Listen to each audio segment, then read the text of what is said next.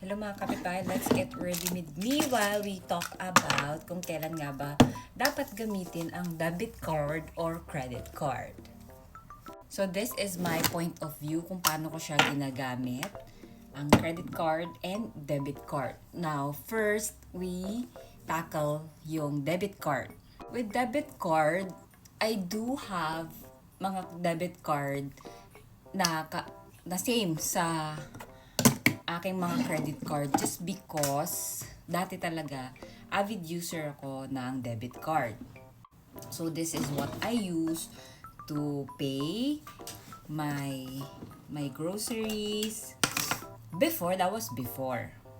So yan, sinaswipe ko siya, though hindi ako nagka-cash masyado, pero yun yung ginagamit ko pang swipe to pay. And also, kapag nagwi-withdraw ako ng cash. And I also use it pambayad ng credit card. That is the Now. But before, ganon, mainly pangbayad ko talaga siya. Pan-transfer, ganyan. Daily use talaga, ganon, ang debit card. Is that how you really should use it?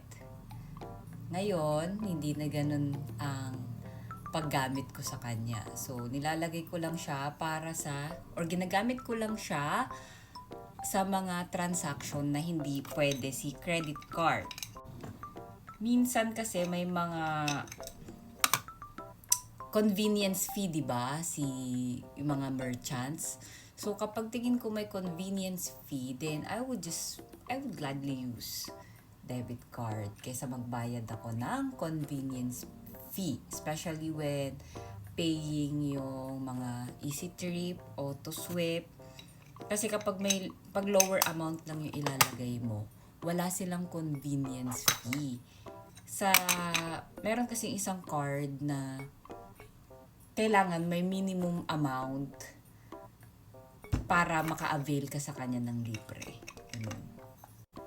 Now, with credit cards, how do I use my credit card? So, syempre ngayon, it's for my daily use. I don't bring cash anymore. Siguro kapag alam ko lang na medyo yung area na pupuntahan ko is kailangan talaga ng cash. Pambayad ko siya ng mga bills, pambayad ko siya ng everything. Lahat ng pwedeng maikaskas, ganon ko siya ginagamit. Pambayad ko sa mga flights, pambayad ko sa groceries, ganyan. Pambili ng furniture, ganon ko na ginagamit yung credit card ngayon. And also, you can pay your electricity and toll using credit card.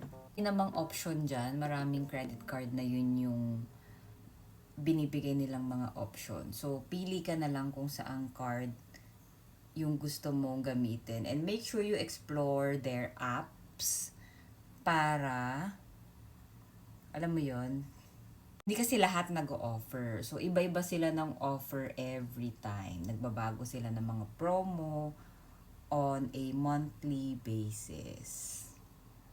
So, by having said that, debit card, I use it now to withdraw cash or to pay other bills that hindi in-offer ng credit card. And for the credit card, I use it as a daily, alam mo yon, pangbayad, pang-shopping and groceries. Also gas, pambili ng flights, gano'n.